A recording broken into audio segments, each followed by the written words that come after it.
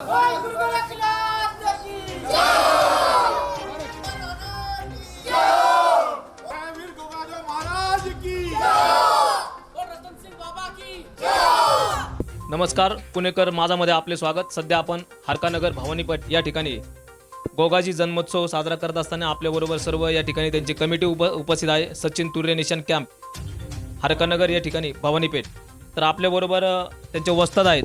राजस्थानी भूमि अंदर हो गए जाहर वीर, मुस्लिम माने जिसको पीर, हिंदू कहे वीर। ये गोगा जी पूरे भारत के अंदर एकता का प्रतीक है, जिसके साथ जन्म 5 वीर का हुआ है और 5 समाज अलग अलग इनसे जुड़े हैं, जैसे भज्जू चमार, नरसिंह पांडे ब्राह्मण और हमारे रतन सिंह मेहतर, ऐसी जातियाँ इनके साथ जुड़ी हुई है। और गोगा जी के साथ इन्होंने जन्म लिया और अपने करिश्मे दिखाए। और गोगा जी का जन्म एक श्रावण मास भाद्रपद नवमी को इनका जन्म हुआ है। इनकी माँ बांझ थी और बांझ रहने के साथ इनका दिल इतना बड़ा था कि इनके साथ जो बाकी की बहनें जो बांझ थी अलग अलग समाज की, उनको इन्होंने गुरु गोरक्षनाथ जी के प्राप्त हुए फल से बांट के खाने से ये 5 वीर इनके साथ जन्म हुए, जिसमें एक जनावर भी था जो उनका घोड़ा था, घोड़ी, लीली घोड़ी, वो भी बांझ थी। उनको भी एक फल का अंश दिया गया, जिससे लीला घोड़ा चमत्कारी जन्म हो गया, वो गुगा जी को प्राप्त हो गया। अभी जो हर साल आप जो यहाँ पे जो तुम्ही दरवर्षी जो सण साजरा करता वाल्मिकी समाजाचा जो निशान आहे, तर हे निशान काय आहे हे आपल्या प्रेक्षकांना सांगा। ये निशान जब युद्ध के अंदर चारों वीर शहीद हो गए, गोगा जी युद्ध समाप्त करके अपने घर आए और जिनके मौसेरे भाई थे अर्जन सुरजन, जो अत्याचारी थे, इनको समाप्त करके गुगा जी इनके 2 शीश लेकर अपने घर आके उनकी माता जी बाछल को बताए कि मैंने ये अत्याचारियों का वध कर दिया। लेकिन वो भी एक माँ रहने के कारण मौसी के बहन के बच्चों के शीश कटे देखकर वो एकदम भावनावश होके उसने गुगा जी को देश निकाला, घर से निकल जाने की सलाह दी। और वहाँ से वो पीछे फिरे और पीछे फिर के जैसा सब घरदार महल बाड़ी छोड़कर जा रहे थे, तो रास्ते में उनको मेहतर समाज के श्याम बाबा चावरिया, इनसे उनकी मुलाकात हुई। वो बोले गोगा जी आप कहाँ जा रहे हो, ये क्या हाल बनाया है? तो उन्होंने बताया मैं रन से आया हूँ और मुझे पानी की प्यास लगी है और बाछल माता ने मुझे घर से निकाल दिया। तो वहाँ मेहतर समाज के श्याम बाबा इनके हाथों से उन्हें पानी पिया और पानी पीने के बाद अपने हाथ का नेजा, जिसे हम कहते भाला, वो भाला उन्होंने श्याम बाबा को दिया और श्याम बाबा को देकर ये कहा कि इस भाले के अंदर हम 5 वीर का वास है और जब भी आप लोगों पर, पूरे समाज पर, हर जाति पर जब भी कोई अत्याचार मुसीबत जो भी हो, आप हमारा प्रचार प्रसार करना और हमको इस भाले को नेजे के रूप में स्थापित करना, बिठाना। इस निशान को स्थापना में हम 5 वीरों का वास होगा। जब भी कोई दिल से पुकारेगा हम उनके लिए हाजिर है और ये करिश्मा आज भी जारी है। गोगाजी महाराजांची जी पूजा हिंदू मुस्लिम बांधव करतात, तर ह्याचा इतिहास थोडक्यात सांगा सर प्रेक्षकांना। चारों जाति इनसे मिली है साहब। और इनके गुगा जी के 16वें वंशज थे करमचंद। ये छोटे थे और एक जंगल में ये सोए हुए थे। जिस पेड़ के नीचे सोए थे उस पेड़ को एक भी पत्ता नहीं था, उजाड़ पेड़ था वो। और फिरोज शाह बादशाह नामक एक बादशाह जंगल में शिकार खेलने के लिए आया, तो उन्होंने क्या देखा कि पेड़ पे एक भी पत्ता नहीं है, लेकिन पूरे उस पेड़ के ऊपर सर्पों ने अपना जमाव करके उस बच्चे को छाया दी।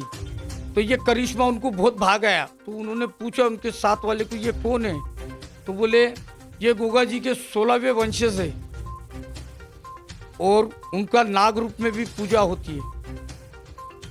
ये उनके वंशज होने के इतना प्रभावित हो गए वो उनसे कि वो बच्चे को गोद ले लिया और अपने साथ ले जाके दिल्ली स्थापित किए और दत्तक बोल के उनको पुत्र बना के रखा। वहाँ से मुस्लिम कौम भी गुगा जी को जहार पीर बोल के पूछती है। आज आप हरगानगर कैंप में भवानीपेट में जो प्रोग्राम करते हैं निशान का, सचिन तुरे निशान, तो ये कैसे करते हैं हर साल? ये 21 दिन का छड़ी बिठाकर घोड़े सवैये ये नंगे पैर बाल दाढ़ी ये नहीं काटते, उपवास रहता है और जहाँ जहाँ निमंत्रण रहता है ये नेजा ले जाकर उनके घर गुगा जी का प्रचार प्रसार करते। आखिर में क्या संदेश देना चाहते हैं आप लोगों को?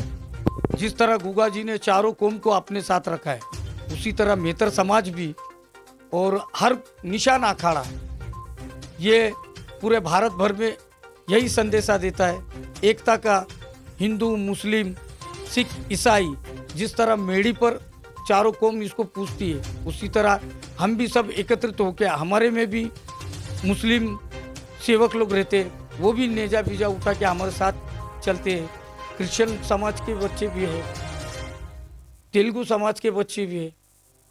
ऐसे वो अभी तो कई लोग इनमें से बुजुर्ग भी हो गया लेकिन उनके भी बच्चे के बच्चे हमारे साथ या हजारों साल से जुड़े हुए। राजेश जी सालुंके सर, आपको उस्ताद बोलते हैं, तो उस्ताद की क्या जिम्मेदारी रहती है निशान में? उस्ताद की जिम्मेदारी होती है कि जिस जगह ये छड़ी की स्थापना होती है वो स्थापित करने के लिए पहले